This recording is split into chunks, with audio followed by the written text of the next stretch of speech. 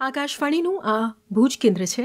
રજૂ કરીએ છીએ અમારો વિશેષ કાર્યક્રમ ધોરણ 10 પછી ડિપ્લોમા એન્જિનિયરિંગ ક્ષેત્રે માર્ગદર્શન એ વિષય પર ગવર્મેન્ટ પોલિટેકનિક કોલેજના વ્યાખ્યાતા ડોક્ટર નિકેતા પી જોશીની મનોજ સોનીએ લીધેલી મુલાકાત. નમસ્કાર શ્રોતા મિત્રો, કારકિર્દી માર્ગદર્શનના આ વિશેષ કાર્યક્રમમાં આપનું સ્વાગત છે. મિત્રો, આજે આપણા સ્ટુડિયોમાં ઉપસ્થિત છે ડોક્ટર નિકેતા પી જોશી, જેઓ વ્યાખ્યાતા છે ભૌતિક શાસ્ત્રના અને સરકારી પોલિટેકનિક કોલેજમાં તેઓ વ્યાખ્યાતા છે અને ખાસ આજે આપણને આ માહિતી આપવા માટે આવ્યા છે. તો ડોક્ટર નિકેતાબેન, આકાશવાણી ભુજમાં આપનું સ્વાગત છે. નમસ્કાર. જી બેન, અમને એ જણાવો કે આ જે માહિતી અને માર્ગદર્શનનો જે આ વિશ્વસનીય સ્ત્રોત કહી શકાય કે સરકારી પોલિટેકનિક જે છે એમાં જે વિવિધ કોર્સ થાય છે, તો કારકિર્દી માર્ગદર્શનના આ જે કાર્યક્રમ છે એમાં માધ્યમિક શાળાનું આપણે પ્રમાણપત્ર પૂર્ણ કર્યા પછી ડિપ્લોમા કે ઇન્જિનિયરિંગમાં ઉપલબ્ધ નોંધપાત્ર તકો વિશે આપણે વાત કરીશું. તો બેન, ખાસ કરીને ગુજરાતના જે શૈક્ષણિક પરિદ્રશ્ય પર ધ્યાન કેન્દ્રિત કરીએ તો આજે અમારી સાથે જોડાયા છે ડોક્ટર નિકેતા, જેઓ વિદ્યાર્થીઓને સફળ તકનીકી કારકિર્દી તરફ દોરવાનો વ્યાપક અનુભવ ધરાવતા એક પ્રતિષ્ઠિત વ્યાખ્યાતા છે. કાર્યક્રમમાં આપનું સ્વાગત છે બેન. અને હવે જણાવો બેન કે આમાં કયા કયા કોર્સિસ હોય છે અને કઈ રીતનું આપણે વિદ્યાર્થીઓને ઉપયોગમાં થઈ શકે. નમસ્કાર. આકાશવાણી શ્રોતાઓ સાથે ગુજરાતમાં એસએસસી પછી ડિપ્લોમા ઇજનેરી કારકિર્દીનો તકો આ મહત્વપૂર્ણ વિષય પર મારા વિચારો શેર કરવા માટે તમે અહીં મને બોલાવ્યા, એના માટે મને સન્માનની વાત છે. આપના આમંત્રણ બદલ ખૂબ ખૂબ આભાર મનોજભાઈ. મૂળભૂત બાબતોથી શરૂઆત કરીએ તો ગુજરાતમાં એસએસસી પછી ડિપ્લોમા એન્જિનિયરિંગમાં કોણ અભ્યાસ કરી શકે છે અને એમના માટે કયા કયા વિકલ્પ હોઈ શકે બેન, એની થોડી વાત કરશો? ચોક્કસ મનોજભાઈ. જે વિદ્યાર્થીઓએ ગણિત અથવા તો વિજ્ઞાનના મૂળભૂત વિષયો સાથે તેમની માધ્યમિક શાળા પ્રમાણપત્ર એટલે કે એસએસસીની પરીક્ષા સફળતાપૂર્વક પાસ કરી છે, તેઓ ગુજરાતમાં ડિપ્લોમા ઇજનેરી કાર્યક્રમો માટે અરજી કરવા પાત્ર છે. સમગ્ર પ્રક્રિયાનું સંચાલન પ્રોફેશનલ ડિપ્લોમા અભ્યાસક્રમો માટેની પ્રવેશ સમિતિ એટલે કે એસીપીડીસી દ્વારા કરવામાં આવતી હોય છે, જે તકનીકી શિક્ષણ નિયામક કચેરી ગુજરાત સરકારના નેજા હેઠળ કાર્ય કરે છે. બેન, અમારા શ્રોતાઓને ડિપ્લોમા અને ઇજનેરીમાં ઉપલબ્ધ વિવિધ વિશેષતા ક્ષેત્રો વિશે માહિતી આપી શકશો? શ્યોર મનોજભાઈ. ડિપ્લોમા ઇજનેરી વિદ્યાશાખાનું ક્ષેત્ર ખૂબ જ વ્યાપક છે, જે વિવિધ રુચિઓ અને યોગ્યતાઓને આધારે પૂર્ણ કરે છે. જેમાં કેટલીક મુખ્ય શાખાઓમાં mechanical engineering, electrical engineering, civil engineering, computer engineering, electronics and communication engineering, information technology, chemical engineering, automobile engineering, biomedical engineering, mining engineering જેવી બ્રાન્ચનો સમાવેશ થાય છે. અને આ અભ્યાસક્રમ સામાન્ય રીતે 3 વર્ષનો હોય છે, જે ઔદ્યોગિક સજ્જતા માટે જરૂરી સૈદ્ધાંતિક જ્ઞાન અને આવશ્યક પ્રેક્ટિકલ જ્ઞાનનું મજબૂત મિશ્રણ પ્રદાન કરવા માટે ઝીણવટપૂર્વક તૈયાર કરવામાં આવ્યું છે. ગુજરાત તેની શૈક્ષણિક સંસ્થાઓ માટે જાણીતું છે. શું આપ કચ્છ વિસ્તારની પોલિટેકનિક પર પ્રકાશ પાડી શકશો? જે આ કચ્છમાં જે પોલિટેકનિક છે બેન, તો એમાં શું શું કયા પ્રકારના કોર્સ છે ને એની થોડી વાત કરશો? જી મનોજભાઈ. ગુજરાતમાં એન્જિનિયરિંગ શિક્ષણ માટે સમર્પિત ઘણી બધી સારી પોલિટેકનિક સંસ્થાઓ આવેલી છે. તેમાંથી સરકારી પોલિટેકનિક ભુજ કચ્છ પ્રદેશની એકમાત્ર સરકારી સંસ્થા છે. અને જો આ સંસ્થા વિશે હું વાત કરું, સરકારી પોલિટેકનિક ભુજની સ્થાપના 1987માં કરવામાં આવેલ છે અને આ સંસ્થા જીટીયુ એટલે કે ગુજરાત ટેકનોલોજીકલ યુનિવર્સિટી તથા એઆઈસીટીઈ સાથે સંલગ્ન છે. અને આ સંસ્થામાં mechanical engineering, electrical engineering, civil engineering, computer engineering અને માઇનિંગ એન્જિનિયરિંગની કુલ 420 બેઠક છે. બેન, સરકારી પોલિટેકનિક ભુજની વિશેષતાઓથી અમારા શ્રોતાઓને અવગત કરશો? આ જે સંસ્થા છે એ સરકારી છે, એટલે કે સંસ્થાની ફી ખૂબ જ નજીવી છે તથા સંસ્થાનો સ્ટાફ હાઈલી ક્વોલિફાઈડ તથા જીપીએસસી દ્વારા ભરતી થયેલ છે. સંસ્થાના તમામ વિભાગ એનબીએની વૈશ્વિક માન્યતા ધરાવે છે. ખૂબ જ સરસ રીડિંગ રૂમ સાથે ડિજિટલ લાઇબ્રેરી ધરાવે છે. કાર્યશીલ ટ્રેનિંગ પ્લેસમેન્ટ સેલ છે. હોસ્ટેલ અને કેન્ટીનની સુવિધા પણ આ સંસ્થામાં ઉપલબ્ધ છે. અત્યાધુનિક સંસાધનોથી સુસજ્જ લેબોરેટરી દરેક વિભાગમાં કાર્યરત છે. વધુમાં વિદ્યાર્થીઓને પોતાના સ્ટાર્ટઅપ, પેટન્ટ અને ટ્રેડમાર્ક વગેરે માટે જરૂરી માર્ગદર્શન તેમજ એસએસઆઈપીની ગ્રાન્ટ પોલિસી પણ પૂરી પાડવામાં આવે છે. તો બેન, આજના જે આ શૈક્ષણિક સંદર્ભમાં જો વાત કરીએ તો માન્યતા એ બહુ મહત્વપૂર્ણ ભૂમિકા ભજવતી હોય છે. તો આપના દ્વારા આ જે NBA વિશે જે કહેવામાં આવ્યું, શું આપ આ પાસા પર ખાસ કરીને સરકારી પોલિટેકનિક ભુજના સંદર્ભમાં પ્રકાશ પાડી શકશો? આપનો મુદ્દો તદ્દન સાચો છે કે બધાને એમ થાય કે આ NBA શું છે. તો NBA નો અર્થ થાય છે નેશનલ બોર્ડ ઓફ એક્રેડિટેશન, જે ભારતમાં ઇજનેરી શિક્ષણની ગુણવત્તા સુનિશ્ચિત કરવા માટેની આ એક સંસ્થા છે. તે શિક્ષણ સંસ્થાના કાર્યક્રમોનું મૂલ્યાંકન કરી તેની ગુણવત્તા નક્કી કરે છે અને તેમને માન્યતા આપે છે. આ એક વૈશ્વિક કક્ષાની માન્યતા છે.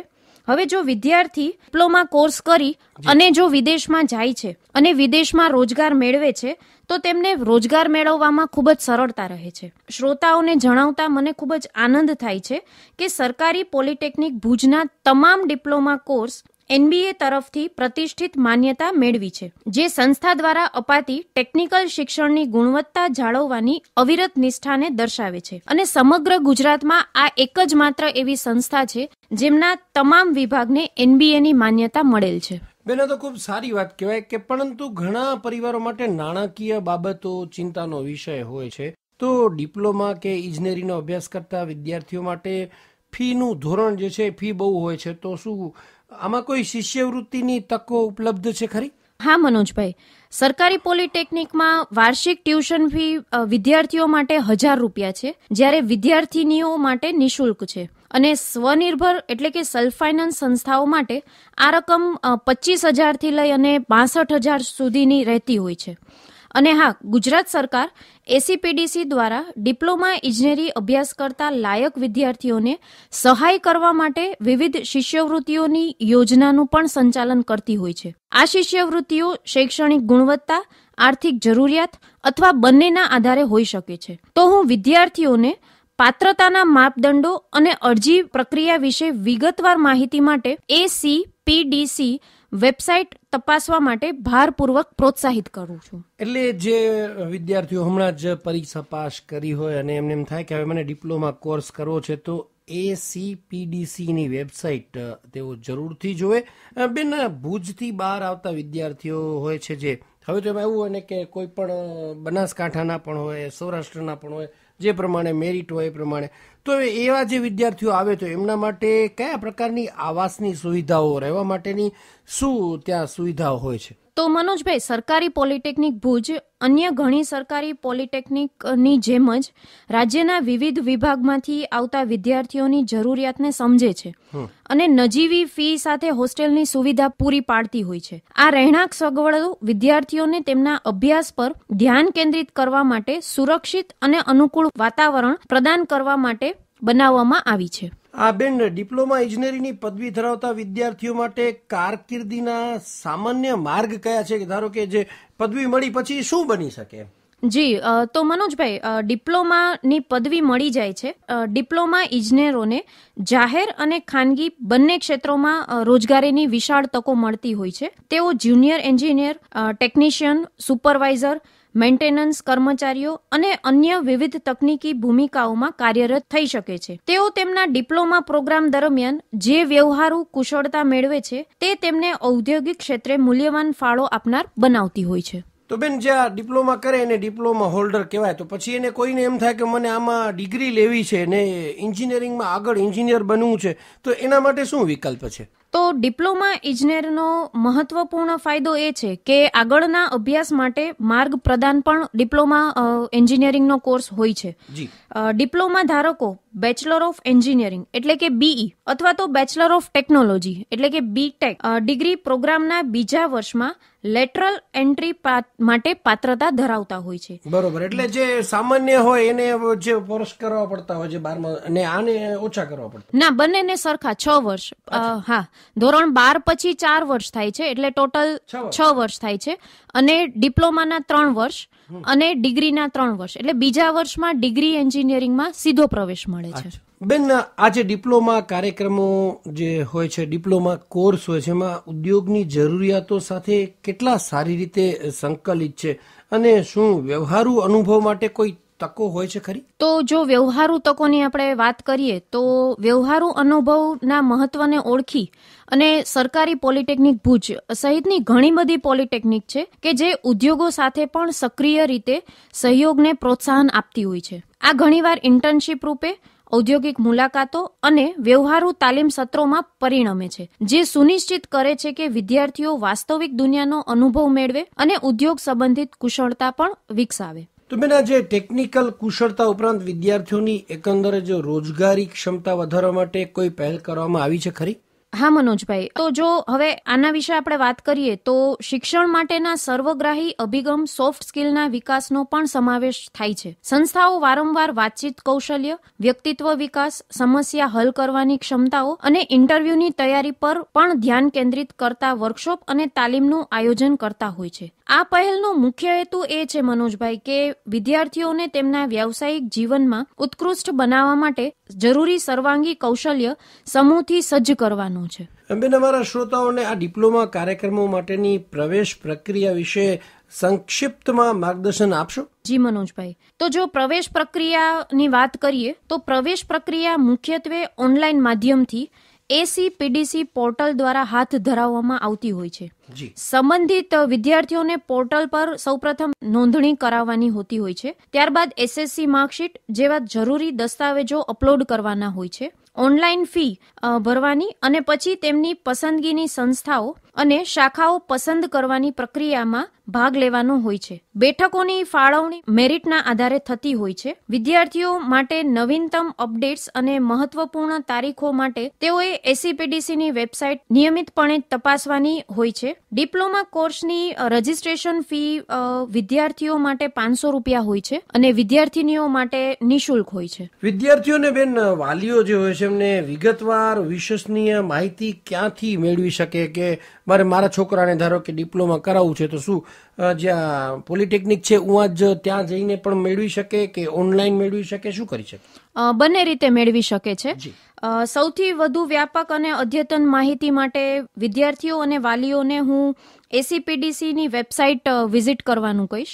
આ ઉપરાંત સરકારી પોલિટેકનિક ભુજની પણ એક ઓફિશિયલ વેબસાઇટ છે, જેમાંથી પણ વિદ્યાર્થીઓ અને વાલીઓ છે એ અપડેટ્સ રેગ્યુલર મેળવતા હોઈ શકે છે. આ ઉપરાંત આ વેબસાઇટ અભ્યાસક્રમો, પ્રવેશ પ્રક્રિયાઓ, પાત્રતા માપદંડો અને માળખાકીય સુવિધાઓ સંબંધિત વિગતો માટે પણ તે પ્રાથમિક સ્ત્રોત મળતો હોય છે. આ ઉપરાંત તમે સરકારી પોલિટેકનિક ભુજ ખાતે એક ACPDC હેલ્પ સેન્ટર કાર્યરત છે, જેમની તમે રૂબરૂ મુલાકાત પણ લઈ શકો છો. અને રૂબરૂ મુલાકાત લેવાનો જે સમયગાળો છે જે રજાના દિવસ સિવાયમાં સવારે 11 થી 5 સુધીનો હોય છે. બેન, હવે જયારે આપણે સમાપન તરફ આગળ વધી રહ્યા છીએ ત્યારે આ કારકિર્દી માર્ગદર્શનને ધ્યાનમાં લઈને વિદ્યાર્થીઓ અને વાલીઓને અને અમારા શ્રોતાઓને આપ શું સંદેશ આપવા માંગો છો? તો હું તમામ મહત્વાકાંક્ષી યુવા ઇજનેરો જે બનવા જઈ રહ્યા છે તેમને હું ભારપૂર્વક જણાવવા માંગુ છું કે ડિપ્લોમા ઇજનેરી તકનીકી ક્ષેત્રમાં એક સફળ અને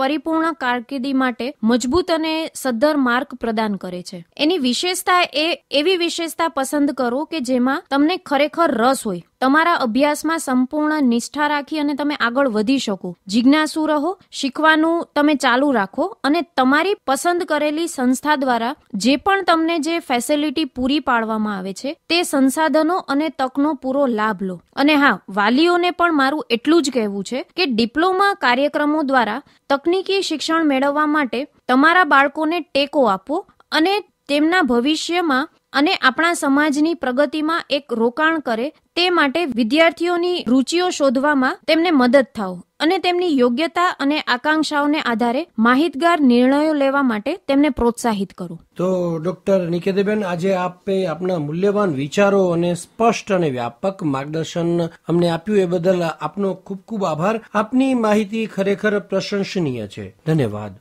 મને આ કાર્યક્રમમાં બોલાવવા માટે અને યોગદાન આપવા માટે મને ઘણો આનંદ થયો. Thank you very much. જય હિન્દ.